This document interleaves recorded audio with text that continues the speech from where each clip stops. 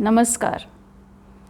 आवा की 54वीं वर्षगांठ पर मैं आप सभी का हार्दिक अभिनंदन करती हूँ और आप सबको ढेर सारी शुभकामनाएं देती हूँ।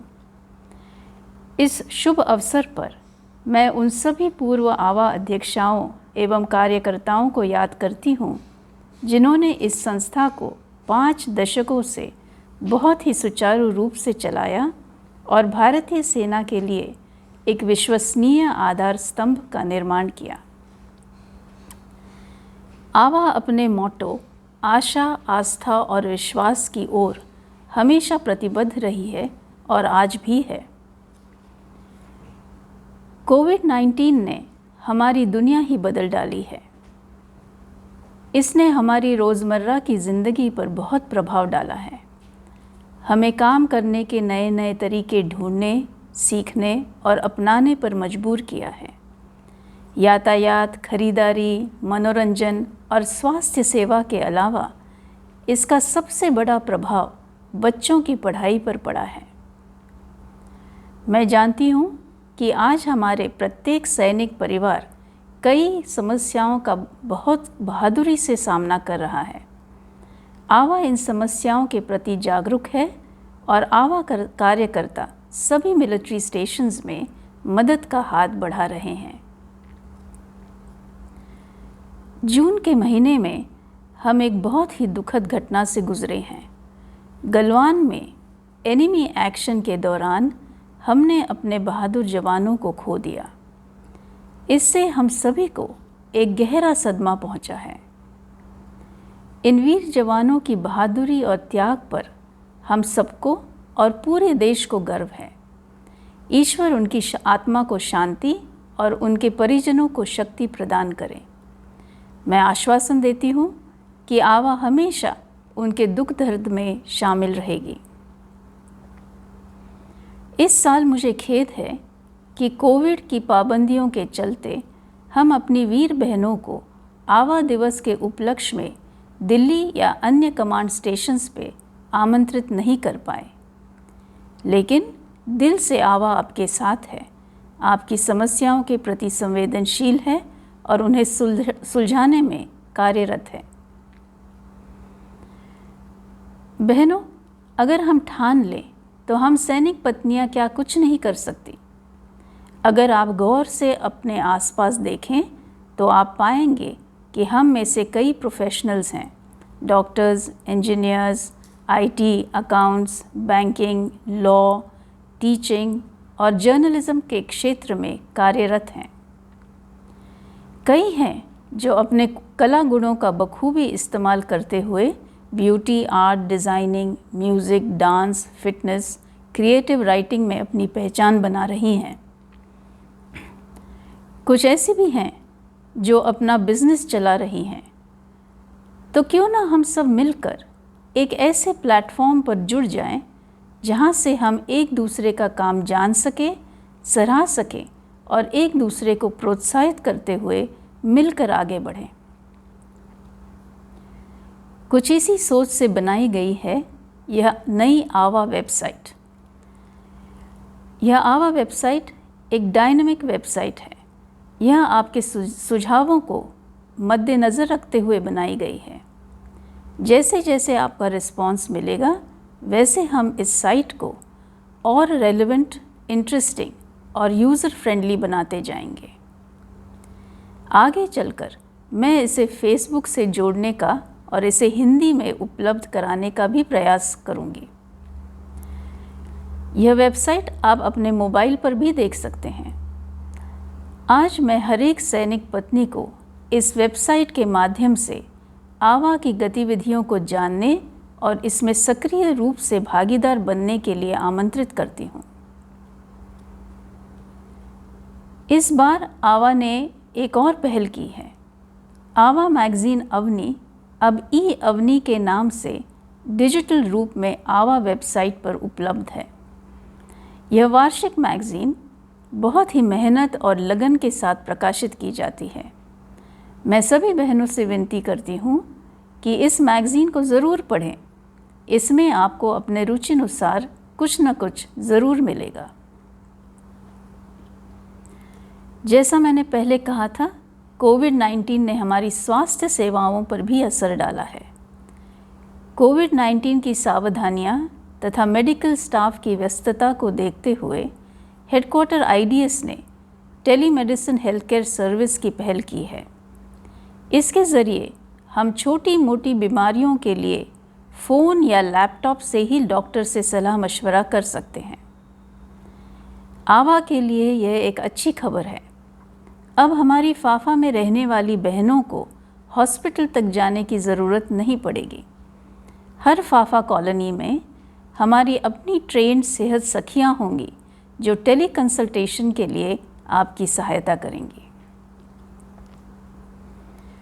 हाल ही में हमारी सरकार ने नेशनल एजुकेशन पॉलिसी 2020 की घोषणा की है।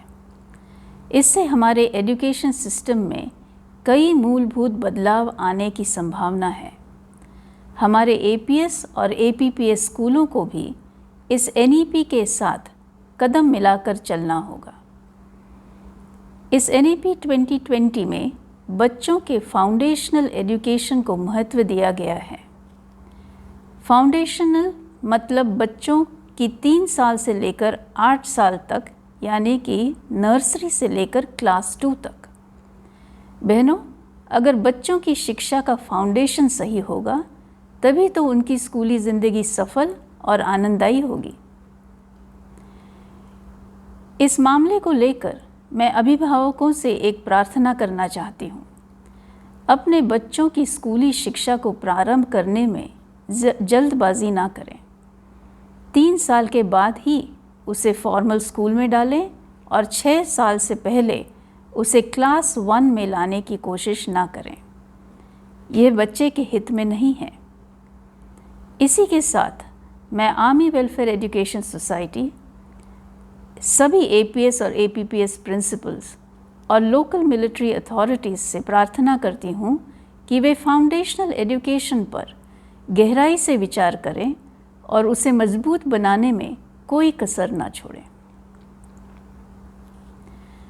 आप सब तो जानते ही हैं कि आवा हमारे दिव्यांग बच्चों के लिए आशा स्कूल्स चला रही है।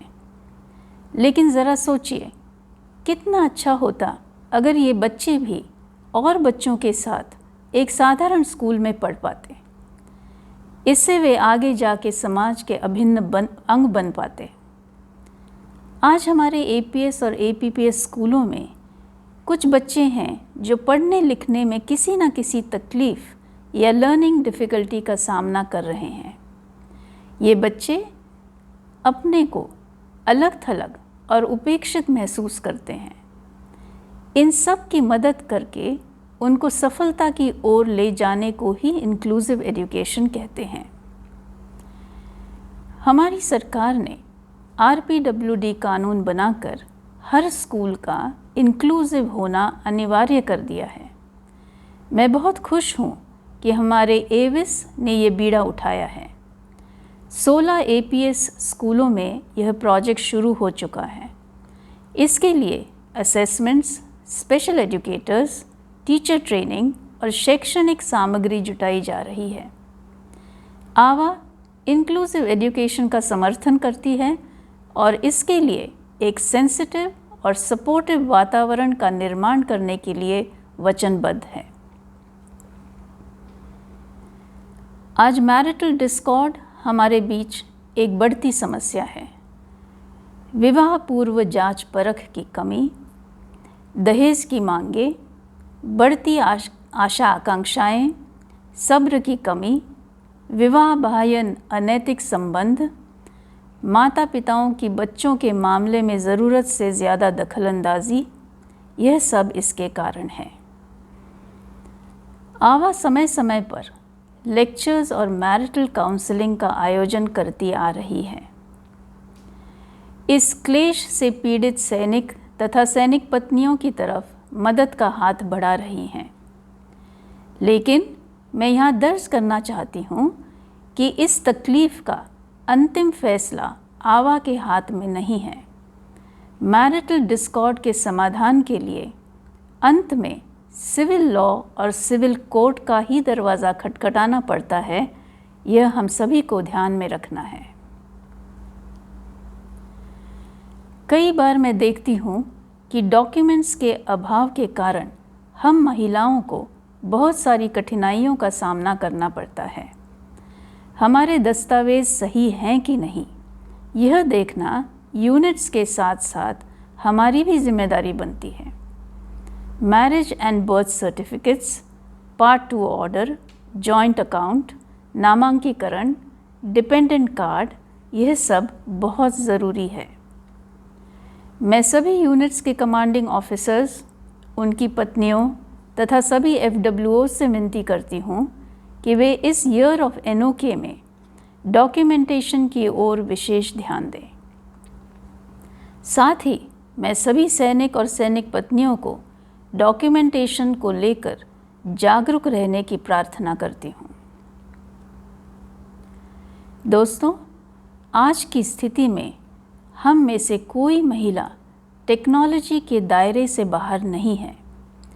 मैं जानती हूँ कि लगभग आप सभी मोबाइल फ़ोन्स का प्रयोग करती हैं, लेकिन इसके साथ साथ net banking, online booking, bill payments, shopping, credit debit cards का प्रयोग और सबसे महत्वपूर्ण ऑनलाइन एजुकेशन से भी अपने आप को वाकिफ़ करें। फिर चाहे ये सब हमें अपने बच्चों से ही क्यों ना सीखना पड़े। हमें टेक्नोलॉजी से घबराना नहीं है, बल्कि टेक्नोलॉजी को अपनाकर सशक्त बनना है। आज मैं इस साल के आवा अवॉर्डीज़ का तहे दिल से अभिनंदन करती हूँ, जिन्होंने पूरे सेवा भाव से अच्छा कार्य किया है। साथ ही उन बच्चों का भी अभिनंदन करती हूँ जिन्होंने अवार्ड्स प्राप्त किए हैं।